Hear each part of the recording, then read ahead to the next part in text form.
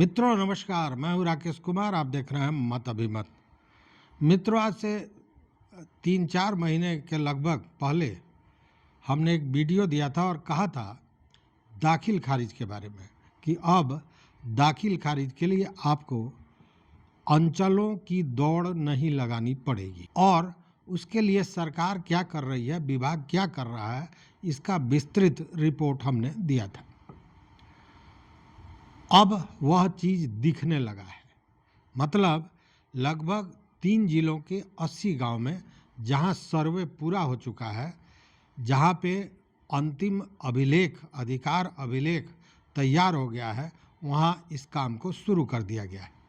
मित्रों, आप जानते हैं कि इस काम के लिए राजस्व एवं भूमि सुधार विभाग तथा उत्पाद एवं निबंधन विभाग में आपसी एक तालमेल बैठी थी और इस तरह के एक सॉफ्टवेयर का निर्माण किया जा रहा था कि रजिस्ट्री के साथ ही दाखिल खारिज हो जाए। कि मतलब कि अब ज़मीन खरीदने वालों को निबंधन कराने के बाद कार्यालयों की दौड़ नहीं करनी पड़े। चूँकि आप जानते हैं कि यह दाखिल खारिज इतना बड़ा मसला हो गया था कि विभाग खुद त्राहिमाम कर रहे थे।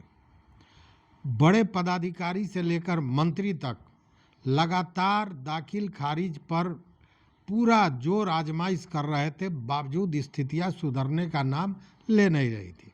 दाखिल खारिज में जो घोटाला हो रहा था वो आप जानते हैं। इसको लेकर कितने कर्मी, कितने कर्मचारी, कितने पदाधिकारी नप गए, लेकिन बावजूद सुधार की गुंजाइश कहीं नहीं। वैसे में सरकार ने सोचा कि क्यों नहीं इस तरह की प्रक्रिया अपनाई जाए जिसमें इस चीज़ से मुक्ति मिल जाए।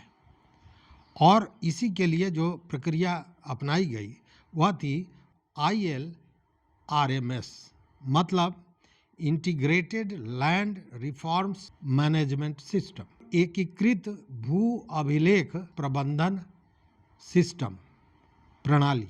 यह तैयार किया गया। आपको याद होगा जुलाई माह में, पिछले मंथ में ही जो मंत्री हैं संजय सरावगी, उन्होंने सर्वे भवन में इसका उद्घाटन किया था। मतलब कि दाखिल खारिज एक बड़ी परेशानी बन गई थी, बड़ा सबब बन गया था। विभाग और पदाधिकारी तो परेशान थे ही, उससे ज़्यादा दौड़ लगाना पड़ता था। परेशान हो रहे थे जो ज़मीन खरीदने वाले लोग हैं। चूँकि राजस्व कर्मचारी के यहाँ दौड़ लगानी पड़ती थी, वहाँ तरह तरह का लेकुना लगाया जाता था। फिर CO के यहाँ बिना कारण बताए रिजेक्ट कर दिया जाता था। हालांकि पहले जो ऑफलाइन था तो सरकार ने उसको, विभाग ने ऑनलाइन ही सारी प्रक्रिया इसलिए बनाई कि पारदर्शिता बनी रहेगी, इसमें गोलमाल का मामला नहीं होगा। लेकिन आप जानते हैं कि कितने CO को हटा दिया गया, उनको सज़ा दी गई, इसलिए कि उनके पास 100 केस जाता था, उसमें से 98 केस को अस्वीकृत कर देते थे। और उसका कारण क्या था कि या तो चढ़ावा नहीं चढ़ाया जाता था, या फिर कागज़ में अगर कोई गलती हुई तो सुधार का समय नहीं देके उसको सीधे रिजेक्ट कर दिया जाता था। और इसको लेकर दर्जनों CO ऐसे हैं जिनको नपना पड़ा, उनको सज़ा दी गई। लेकिन बावजूद इसमें सुधार का कोई गुंजाइश नहीं हो रहा था। उसके बाद यह प्रक्रिया अपनाई गई और यह जो एकीकृत भू अभिलेख प्रबंधन प्रणाली लाया गया है और रजिस्ट्री के साथ ही जो दाखिल खारिज की प्रक्रिया पूरी की जा रही है, इसके बाद पूरे भारत में यह प्रक्रिया अपनाने वाला बिहार पहला राज्य बन गया है। बिहार में ऐसे भी कई ऐसी योजनाएं, कई ऐसे कार्यक्रम हुए हैं जो बिहार में शुरू होता है और पूरे देश उसका अनुकरण करता है। तो इसका भी अनुकरण होगा, क्योंकि चीज़ बहुत बेहतरीन है। अब देखने वाली बात है कि यह कितना कारगर होता है, वो अलग चीज़। तो अब ये जो 3 जिले जहाँ पे सर्वे का काम पूरा हो गया, फाइनल जो अधिकार अभिलेख है उसका प्रसारण हो गया, वो उसका प्रकाशन हो गया, वैसे जगह पे ये प्रक्रिया शुरू कर दी गई है। और धीरे धीरे जैसे जैसे सर्वे का काम पूरा होता चला जाएगा, इस प्रक्रिया को जारी कर दिया जाएगा। चूँकि बिना सर्वे के ये प्रक्रिया चल ही नहीं सकती है। यह भी एक बात है, बड़ा महत्वपूर्ण बात है कि अगर सर्वे पूरा नहीं हुआ तो यह प्रक्रिया नहीं चल पाएगी, और सर्वे जब हो जाता है तो यह प्रक्रिया बहुत बेहतर ढंग से चलेगी, चूँकि तब जो राजस्व विभाग है उसके पास वो सारी चीज़ें, सारी जानकारी, सारा विवरण हर एक खाता का, खेसरा का उपलब्ध होगा। और अभी तो सरकार के पास या विभाग के पास खुद दस्तावेज़ों की कमी है। वो दस्तावेज डगड़ी डगड़ी द्वारे द्वारे खोज रहा है, और इसीलिए सर्वे में जो दस्तावेज सरकार को देना चाहिए वो सरकार रैयतों से, जो किसान हैं, उनसे मांग रहा है। तो यह जब सर्वे पूरा होगा तभी होगा, लेकिन इसकी प्रक्रिया क्या है इस पर फिर एक बार छोटी सी नज़र, चूँकि इस पर विस्तृत रिपोर्ट हम दे चुके हैं।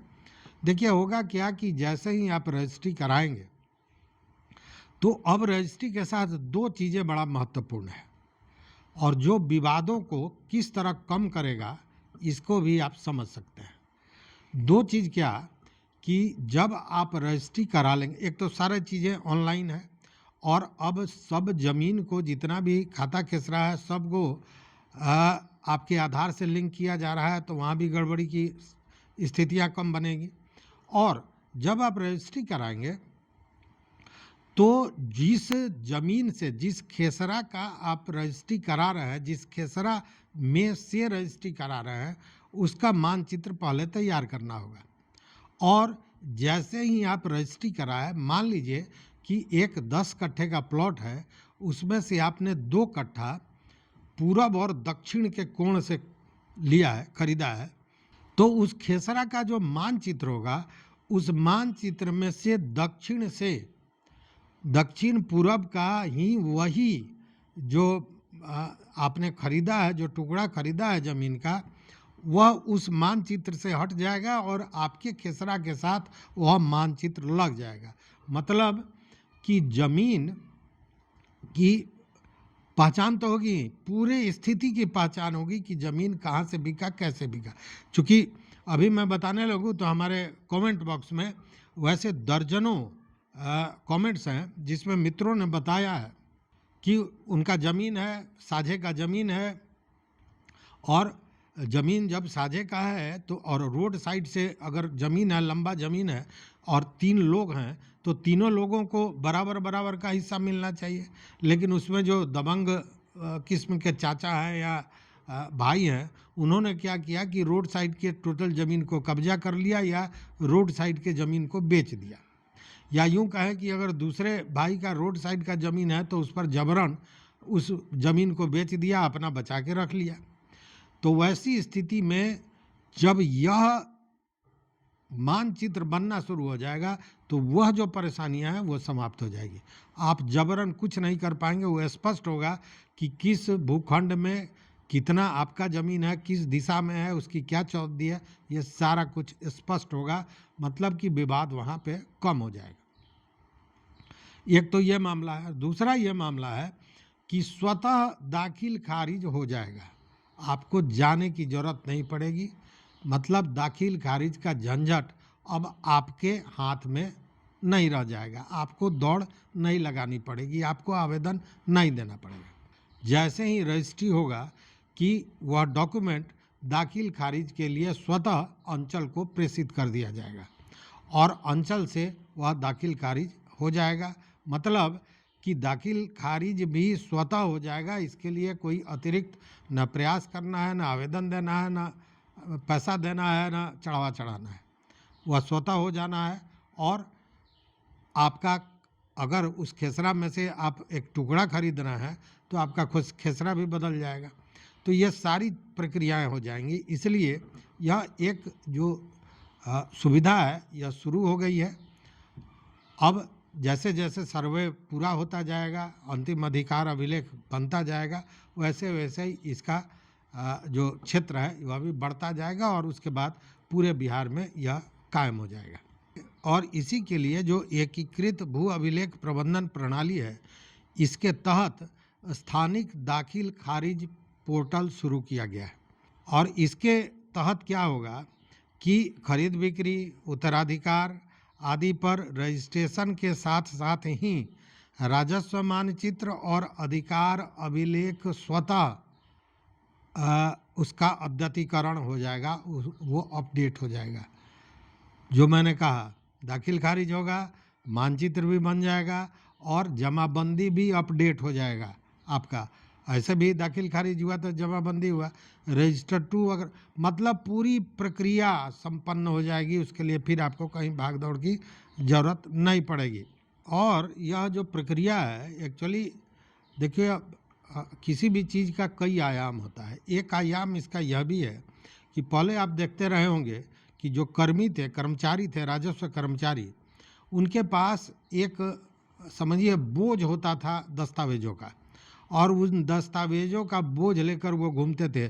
कोई अपने ऑफिस में नहीं बैठ पाता था, क्योंकि ऑफिस में वो व्यवस्थाएं नहीं थी। तो सारे कर्मचारी कहीं ना कहीं अपना ऑफिस अलग बना के रखते थे अपने खर्चे पर, और स्वाभाविक है कि इसके चलते सारी समस्याएं पैदा हो रही थी। मतलब लेन देन का कारोबार अपने खर्चे पर रखते थे। अटर्नी के नाम पर 2-2, 3-3 लोग को रखते थे। कहीं भी आते जाते थे तो झोला में पूरा दस्तावेज लेके जाते थे, तब आपका दस्तावेज देख के आपके मामले का वो निस्तारण कर सकते थे। तो यह सारी प्रक्रियाएं थी। तो अब उस झोला का जो युग है उसको समाप्त करके डिजिटल युग में लाने की ये सारी प्रक्रिया है। हर चीज़ ऑनलाइन कर दिया गया है। अब हर काम ऑनलाइन होगा। मतलब कि अब झोला की जगह पर एक लैपटॉप अगर राजस्व कर्मी के पास रहे तो काफ़ी है, उसी से सारा काम वो कर लेंगे, क्योंकि सारे जो दस्तावेज हैं, सारी जो जानकारियां हैं वो उसमें उपलब्ध होंगी। लेकिन कुछ चीज़ें ऐसी हैं जिसको जानना चाहिए, और यह बड़ा महत्वपूर्ण है। क्योंकि आप जितने भी वीडियो इसको लेकर देख रहे हैं तो बातें कही जा रही हैं कि अब आना जाना बंद, दाखिल खारिज के झंझट से मुक्ति। झंझट से मुक्ति नहीं है, उसकी प्रक्रिया बदल गई है। क्योंकि दाखिल खारिज तो करना ही कराना है। क्योंकि अगर आप राजस्व दे रहे हैं तो दाखिल खारिज के बिना आप सरकार को राजस्व नहीं दे सकते हैं। दाखिल खारिज के बाद ही आपकी जमाबंदी बनती है, तो वह महत्वपूर्ण है, उससे आपका छुटकारा नहीं मिला है। हाँ, ये जो भाग दौड़ वाली स्थिति थी उसमें ज़रूर कमी आ जाएगी। और अगर स्वतः आप ज़मीन खरीद रहे हैं और स्वतः दाखिल खारिज के लिए चला गया तो उसके लिए कम से कम 45 दिन का समय दिया गया है।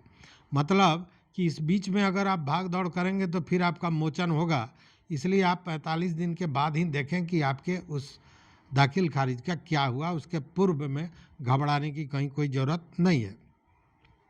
एक चीज़ ये दिया गया है कि दाखिल खारिज में अगर कोई अधिगृहित सरकारी ज़मीन का दस्तावेज अधूरा है तो उसका दाखिल खारिज हो जाएगा।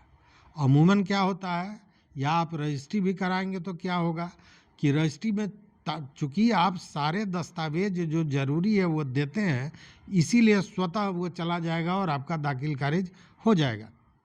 लेकिन अगर कोई सरकारी भूमि है और उसमें दस्तावेजों का कमी है और उसका अधिग्रहण कर लिया गया, तो वैसी स्थिति में जो अधिग्रहण कर लेगा, जो संस्था करेगी अधिग्रहण, उसके नाम से दाखिल खारिज अगर दस्तावेज की कमी है तब भी कर दिया जाएगा। और ऐसी स्थिति में क्या होगा कि जो मापी का रिपोर्ट है और उसके साथ शपथ पत्र लिया जाएगा और उसी आधार पर उसका दाखिल खारिज कर दिया जाएगा। और यह इसलिए यह विशेष व्यवस्था की गई है कि जब भूमि का कोई अधिग्रहण हो जाता है, तो अभी आपने पिछले दिनों हमने बताया था कि सुप्रीम कोर्ट ने भी ऑर्डर कर दिया कि जिस दिन आप ज़मीन का अधिग्रहण करते हैं उसी दिन से ज़मीन का मुआवजा और उसी दिन से ज़मीन के उस मुआवजे के इंटरेस्ट का, अगर आप समय लगा रहे हैं उसमें, तो इंटरेस्ट का हकदार होता है ज़मीन मालिक। इसीलिए कहा गया है कि अगर सरकारी अधिग्रहण सरकार कर रही है ज़मीन का, तो अगर दस्तावेज कम भी है तो उसका मापी के रिपोर्ट और उस व्यक्ति के शपथ पत्र के आधार पर उसका दाखिल खारिज कर दिया जाएगा, ताकि मुआवजा को लेकर जो विवाद होता है वो ना हो। यह एक विशेष व्यवस्था दाखिल खारिज को लेकर किया गया है। साथ में यह जो कहा जा रहा है कि स्वतः हो ही जाएगा, मान लीजिए वह सब चीज़ चला गया और बावजूद सीओ ने कोई उस तरह का प्रॉब्लम, कोई उस तरह का की समस्या को पकड़ लिया और उसे अस्वीकार कर दिया, दाखिल खारिज नहीं किया, तब क्या होगा? क्योंकि ये कोई ज़रूरी नहीं है कि यहाँ से स्वतः रजिस्ट्री ऑफिस से उसको राजस्व कार्यालय में भेज दिया जाएगा तो दाखिल खारिज हो ही जाए। अगर उसमें दस्तावेजों में कहीं गलती पकड़ी जाती है तो दाखिल खारिज नहीं होगा। तो उस स्थिति में यह कहा गया है कि उसका आप अपील कर सकते हैं और उसके अपील के लिए जो डिप्टी कलेक्टर होते हैं लैंड रेवेन्यू के, DCLR, उनके यहाँ आप अपील कर सकते हैं उसको लेकर। तो ये एक व्यवस्था दी गई है। और ऑनलाइन अगर आपको दाखिल खारिज करना है तो इसके लिए biharbhumi.bihar.gov.in पर आप जाइए, वहाँ पे अपने को रजिस्टर कीजिए, अपना यूज़र ID बनाइए, लॉगिन कीजिए, नया दाखिल खारिज का जो ऑप्शन आता है उसको चुनिए, उसके बाद जो भी विवरण मांगा जाता है उस विवरण को भरिए और उसको लेकर जितने भी दस्तावेज़ों की ज़रूरत पड़ती है साक्ष्य के रूप में उन सारे दस्तावेज़ों को अपलोड कर दीजिए। उसके बाद ऑनलाइन जो फ़ी है उसका भुगतान कीजिए और अपना आवेदन संख्या प्राप्त कर लीजिए। वो जो आवेदन संख्या होगा उसी के आधार पर आप ट्रैक कर सकेंगे कि आपके उस दाखिल खारिज के आवेदन की क्या स्थिति है। तो ये जो अभी जो भ्रम पैदा किया जा रहा है कि दाखिल खारिज से मुक्ति हो गई, और यह कुछ भी नहीं है। ठीक है, एक व्यवस्था बनाई गई है, लेकिन यह व्यवस्था अभी सब जगह नहीं है। मात्र 3 जिले के 80 गांवों को लेकर यह व्यवस्था दी जा रही है। अभी इसमें समय लगेगा। बावजूद इसके ज़मीन की रजिस्ट्रियाँ हर जगह हो रही हैं, हर जगह दाखिल खारिज की दरकार है। तो जो स्थिति बनी हुई है वो मैंने पूरी तरह आपको स्पष्ट कर दिया। मुझे लगता है कि सारे चीज़ों को आप समझ गए होंगे, किसी भ्रम में पड़ने की ज़रूरत नहीं है। तो इसको लेकर आप अपना विचार ज़रूर दीजिए। देखते रहिए मत अभिमत। मित्रों, चैनल पर अगर नए हो तो सब्सक्राइब कीजिए, लाइक कीजिए, मित्रों के साथ शेयर कीजिए और अपना विचार ज़रूर दीजिए। बहुत बहुत धन्यवाद। कोटिशः आभार।